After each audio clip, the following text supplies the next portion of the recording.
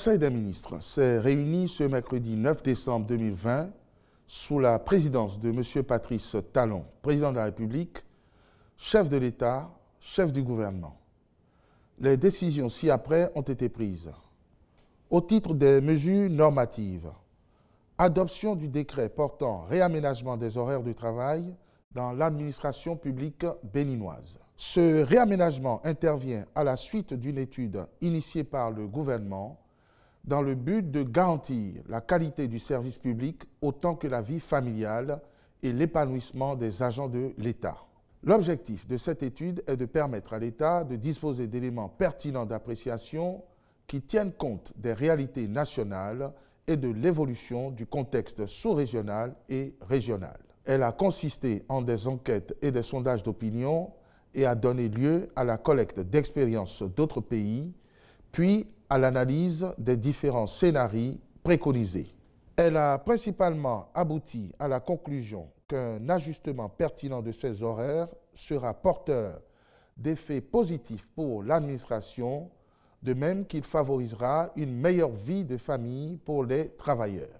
Ainsi, il pourra être procédé à la révision du décret numéro 84-194 du 3 mai 1984 portant restauration des horaires de travail en journée discontinue. Après une analyse minutieuse des tranches horaires suggérées et suite aux larges échanges avec les partenaires sociaux, le Conseil a-t-il marqué son accord pour le réaménagement des horaires de travail ainsi qu'il suit. Matin, de 8h à 12h30. Après-midi, de 14h à 17h30. Pause, de 12h30 à 14h.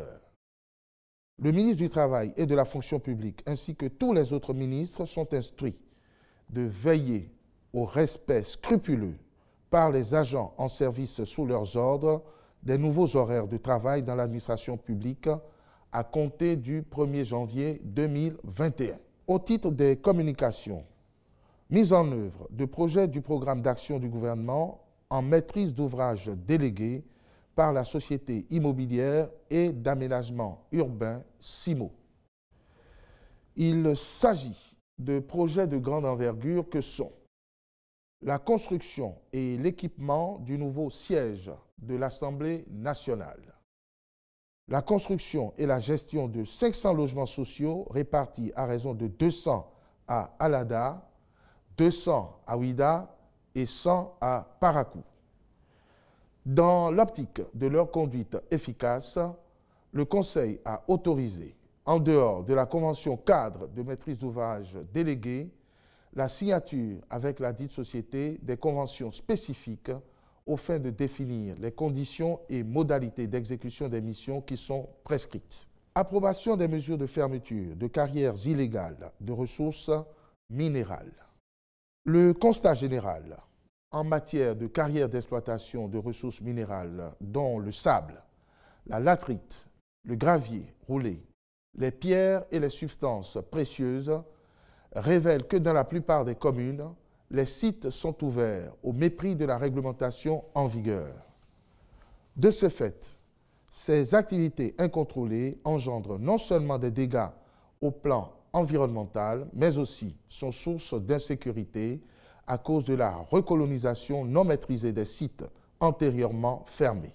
C'est pourquoi, en vue d'y mettre définitivement fin, le Conseil a instruit les ministres concernés à l'effet de procéder au recensement exhaustif des carrières clandestinement ouvertes dans les communes aux fins de délivrer des autorisations d'ouverture et d'exploitation artisanale à celles qui seront éligibles. Mettre en place des équipes de veille pour prévenir en temps utile l'ouverture et l'exploitation de carrières clandestines sur toute l'étendue du territoire national. Instituer des brigades mobiles de contrôle chargées de faire appliquer la réglementation en vigueur en la matière.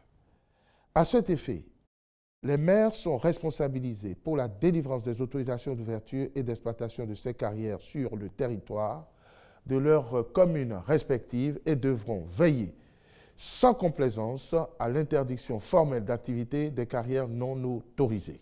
Contractualisation pour la réalisation des travaux d'alimentation en énergie électrique de la zone économique spéciale de Glo-Djibé.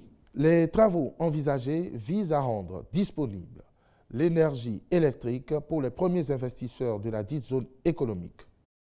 Il consiste en la construction en mode accéléré des lignes haute et moyenne tension pour desservir la zone du projet. L'installation de câbles souterrains d'alimentation de 240 mm². La construction partielle d'un poste de répartition de 20 kV pouvant desservir plusieurs industriels. Aussi, le Conseil a-t-il marqué son accord pour la contractualisation avec le groupe retenu qui justifie de solides références en la matière.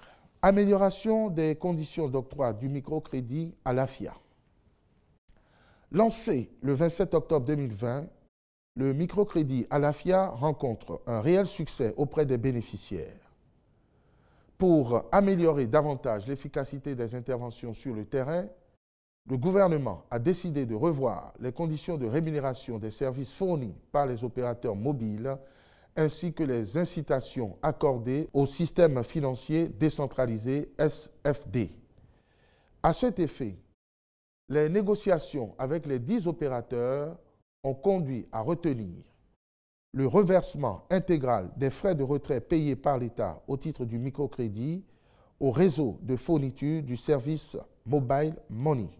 La prise en charge intégrale par l'État des frais de retrait que les opérateurs versent habituellement à leur réseau.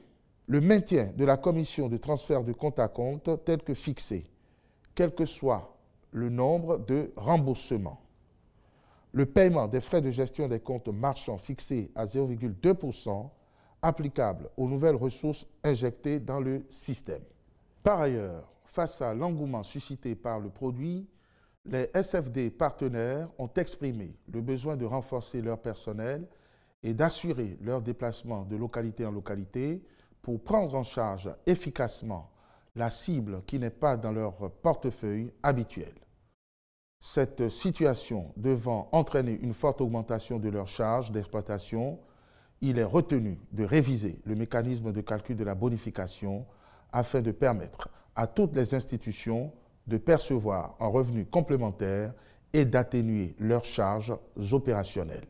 Enfin, le calcul de cette bonification portera désormais sur les crédits unitaires remboursés à 100% en lieu et place de l'ensemble des lignes de crédit, ce qui suggère que même si le SFD n'atteint pas un taux de remboursement global de 100% de sa ligne de crédit, il pourra bénéficier de la bonification à chaque fois qu'un client rembourse entièrement le crédit mis à sa disposition. Au titre des rencontres et manifestations internationales, le Conseil a autorisé l'organisation à Cotonou du 15 au 17 décembre 2020 de la 30e session ordinaire du Conseil des ministres de la Conférence interafricaine de la prévoyance sociale, CIPRES. Au titre des mesures individuelles, au ministère des Infrastructures et des Transports, sur proposition du ministre, M. Félicien Dakpanon Tchédé est nommé directeur général de l'Agence nationale de la météorologie. Je vous remercie.